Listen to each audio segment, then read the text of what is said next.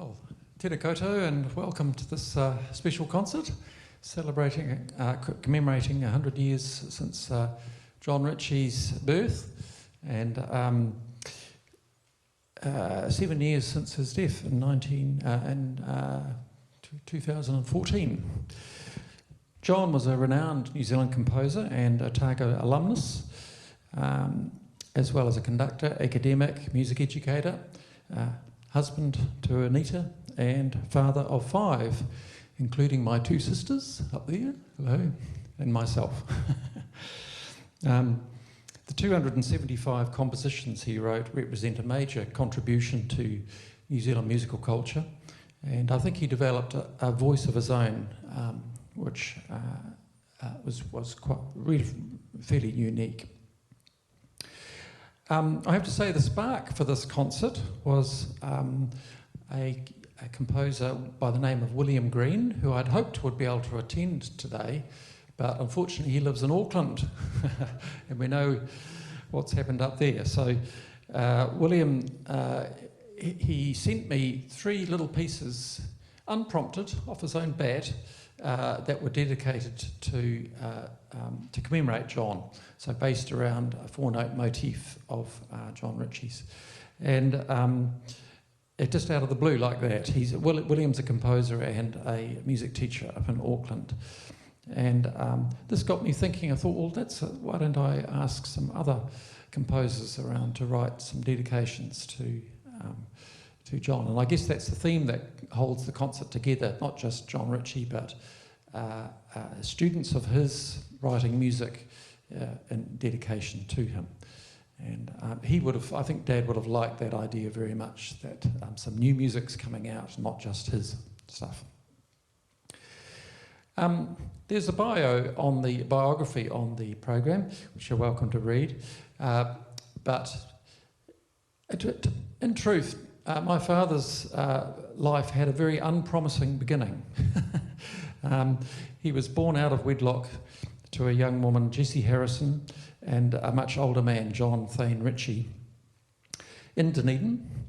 Well, no, actually born in Wellington, but his parents had got together in Dunedin.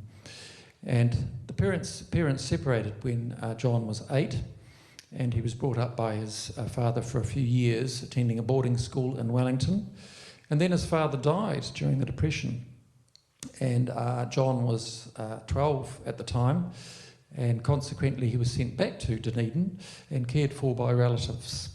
And it was his good fortune to be sent to King Edward Technical College, which is now King Edward Court, better known, up Stewart Street, where a musician by the name of Vernon Griffiths was teaching and undertaking an experiment whereby he got all the pupils in the school, 800 of them, to all sing or play an instrument, I think it was. So no choice back in those days, you had to do it.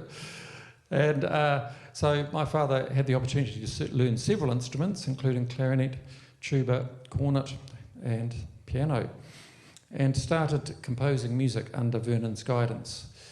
At school, he also met my mother, who was keen on singing and became a soprano of some renown. They met at a music camp in Pirikanui. So naturally, he wrote some songs for her during his career, including 3 songs that we'll hear today, the Free Houseman lyrics. So the happy outcome of this rough start to life was clouded by the arrival of war, Second World War, and during the 40s, my father completed a music degree here at Otago, so he's an alumnus. He completed it in 2 years. They had to hurry them through so that they could enlist. And he did indeed enlist in the Army, then onto the Navy, and finally into the Air Force. So he did it all, where he flew Spitfires. He was one of the lucky ones who spent quite a bit of time abroad, but saw little action, so he came back physically unscathed, apart from a bad back. But of course the psychological effects of those times did have an impact on him. Following the war, he was appointed as lecturer at the School of Music at Canterbury University, and thus started a career as an academic composer, conductor, music educator, that spanned for 40 or 50 years. And I guess highlights included his clarinet concertino, recorded onto LP and published by Novello in London. And we will hear, as I said, William Green's piano piece is inspired by that piece.